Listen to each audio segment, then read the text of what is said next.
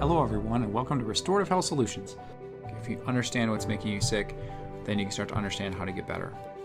More information is power.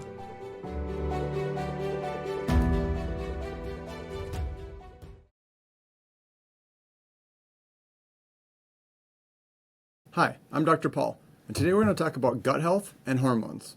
So how are your gut health and hormones connected? When most people think of the gut, they think its job is to help digest food. While this is a big role for the gut does so much more. So how does the gut impact your hormones? The first step is understanding the liver-gut connection. The gut can help us eliminate the hormones and toxins that we need to get rid of after the liver metabolizes them into a water-soluble form. The hormones and toxins are then excreted into the gut via the bile so that we can eliminate them through the stool. This is crucial because if we end up recirculating these hormones and toxins, we can then get excess hormones, hormonal imbalance, and even toxicity. Hormones also rely on a lot of key nutrients that the body needs to synthesize hormones. Our gut needs to be able to help us break food down to have access to these micronutrients, which then we need to absorb in the small intestine. The healthy beneficial bacteria of the microbiome can help us regulate estrogen levels. It can help us convert T4, which is inactive thyroid hormone, into T3, which is active thyroid hormone, as well as impact other hormones such as cortisol and insulin. Next, how do the fluctuations in hormones during the menstrual cycle impact gut health? When estrogen is most prevalent in the first half of the menstrual cycle, called the follicular phase, the right amount of estrogen promotes integrity within the intestinal barrier or gut wall. When progesterone is most prevalent in the second half of the menstrual cycle, called the luteal phase, progesterone naturally slows down motility, which can make some women more prone to constipation and bloating in this phase of the cycle. Progesterone can also cause changes within the microbiome.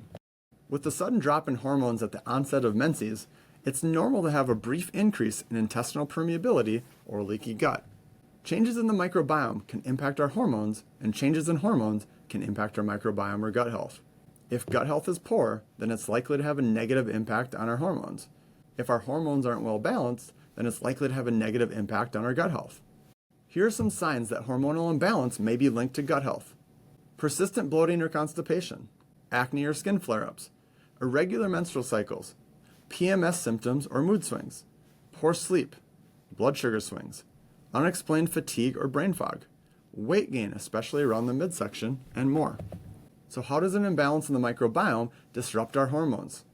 Inflammation stemming from the gut can increase leaky gut and allow microbes and toxins, like endotoxins from bacteria, to enter the bloodstream and disrupt hormonal signaling, which can promote estrogen dominance and/or high cortisol levels.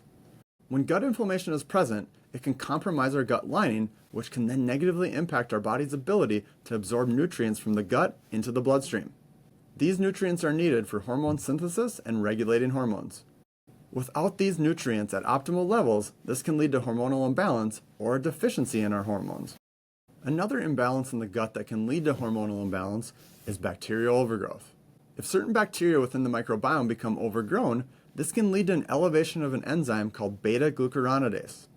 Increased levels of beta-glucuronidase can significantly impact the body's ability to detoxify and eliminate estrogen. When this enzyme is elevated, this leads to the estrogens being recirculated in the body instead of eliminated, which can lead to hormonal imbalance and estrogen dominance. So what testing is recommended to look at your gut and hormone health? Some common gut-related functional tests are stool test. A stool test looks at pathogens, beneficial bacteria, H. pylori, opportunistic or overgrowth bacteria, yeast or candida, parasites, along with intestinal health markers like fat in the stool, called steatocrit, digestive enzyme production, called elastase 1, and immune or inflammatory markers. We also love the organic acid test, or the OAT. This test looks at metabolites in the urine that can be more sensitive for catching things like yeast or candida overgrowth, and also looks thoroughly at bacterial metabolites, including metabolites that come from Clostridia species. The organic acid test also has a few markers that look at detoxification and mitochondrial function as well. How about hormone testing? Hormone testing is a matter of preference for a lot of practitioners. I know some practitioners that exclusively test for hormones in the blood. I know some practitioners that exclusively test for hormones with dried urine testing. And I know some practitioners that use saliva testing to test for hormones. At Restorative Health Solutions, we test hormones using the dried urine method along with blood testing. The hormone tests that we use test for the following: DHEA, pregnenolone, estrogens like estrone, estradiol, and estriol, progesterone, testosterone and its downstream metabolites, cortisol, melatonin, full thyroid panel, and more.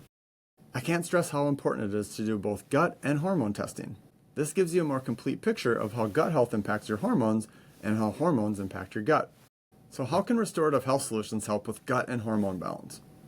At Restorative Health Solutions, we believe in taking a very thorough history and using the test, don't guess approach. The more you test, the less you guess, and the less you test, the more you guess. Outside of the gut and hormone testing that we mentioned previously, we also consider the following tests: food allergy and/or food sensitivity testing, testing for toxin overload or toxicity, nutritional deficiencies testing, and more. After the results are in, we combine the history with the test results to develop a personalized plan for you. This plan includes specific dietary suggestions, lifestyle modifications if needed, and an individualized supplement protocol based on the test results. This is a very one-size-fits-one protocol, and this is where working with an experienced functional medicine practitioner can be a big difference maker. Well, I hope you learned a little bit today about how your gut health and hormones are connected. Until next time, I'm Dr. Paul.